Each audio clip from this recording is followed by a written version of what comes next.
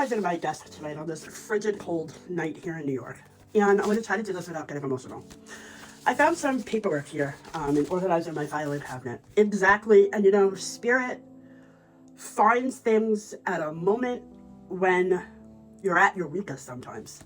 So exactly 1 year ago, and when I say exactly, today is February 7th, I literally did this program February 7th of last year. I was on day 2. And I did a program called Synergy Education. And it was the true start of my 2025 healing process. And this program truly went in so deep. And there was somebody in my life back then who truly believed in me. And you say people are brought into your life for a reason, a season, or a lifetime.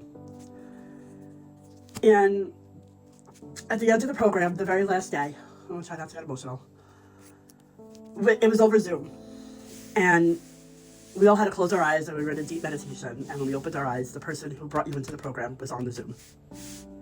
And I had a feeling. This is before I learned my psychic abilities, but you know, when you know, you know. And that person said to me, the reason they were so hard on me is because they always believed in me. And they always pushed me.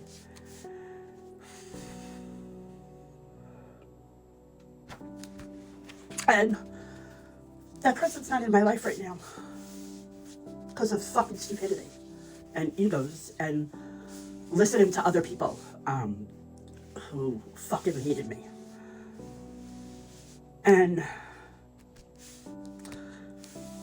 you truly miss having somebody like that in your life who pushed you when you didn't feel like pushing yourself.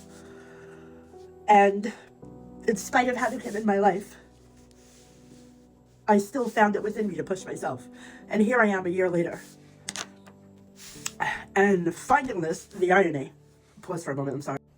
Okay. The irony of finding this tonight was I was making room and transferring stuff from one file cabinet to another.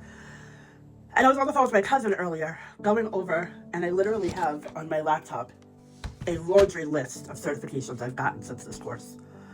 That this was the jumpstart to my Reiki license, to, and I'm sorry, I'm going to turn my head, to certification of life transitional counseling coach, to EFT tapping certification engineering coach, to certification spiritual counseling and psychology empathy, to master life coach practitioner international, to spiritual life coach and holistic therapist, to 2025 public speaking and effective communication training, to introduction to using oracle cards for intuitive development, to professional oracle card reading, energy healing practitioner, introduction to crystals, introduction to spiritual coaching level 1, tarot master class, learning tarot reading in 20 days, certified, to hiring an intuitive business coach, to getting my Reiki 1 certification, to taking other courses at the learning healing arts. And it's because I was pushed, and then I pushed myself. You cherish those people in your life, and when you lose them, you realize why they were brought into your life. And you appreciate that. You truly appreciate that. And this was, I needed this tonight. I truly needed this. And this was great. I was supposed to go on to the level 2, but I'm glad that I didn't, because the path I went was truly meant for me, and that was the path. And I just listened to a thing from Ashley's Codex program because I still have to finish that. I want to get certified in her Codex, plus a bunch of other courses. I still have another master course in EFT tapping I want to take, and a shadow work course I want to take. I want to label myself as specializing in death, in dealing with people that have lost a spouse, and dealing with a lot of, like, I guess, like the singles relationship community, because those are my specialties. Domestic violence, those are my specialties. Those are my healing specialties.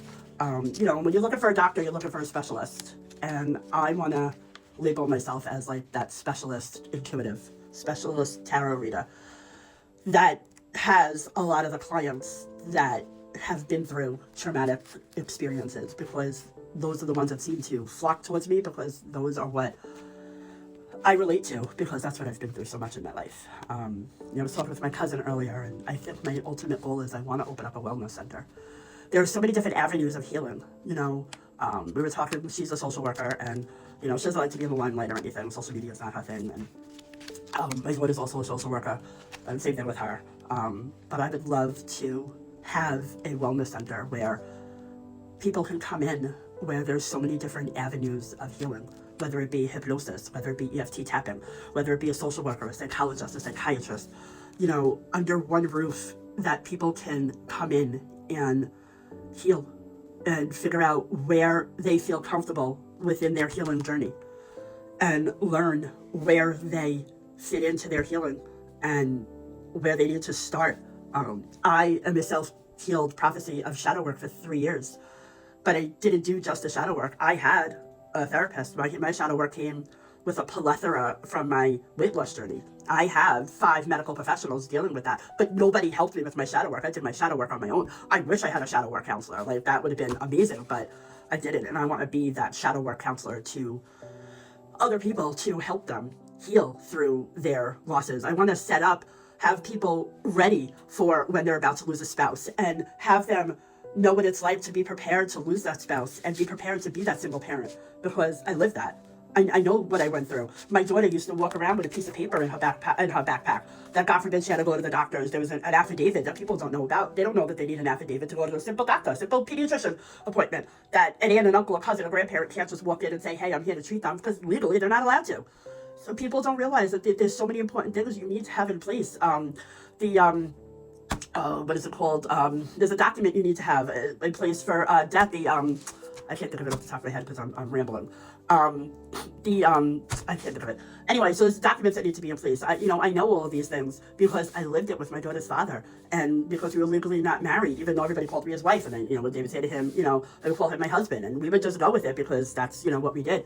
The advance directive. The advance directive is one of the best things, and better than having a living will, and so on. I'm going to run out of time. But there's so many things that I want to educate people on, and so many things that I know about, and so much useful knowledge I have in my brain that I could share and spread to the world. And if you've made it this long, I truly, truly appreciate you, and I love you all. Have a wonderful night.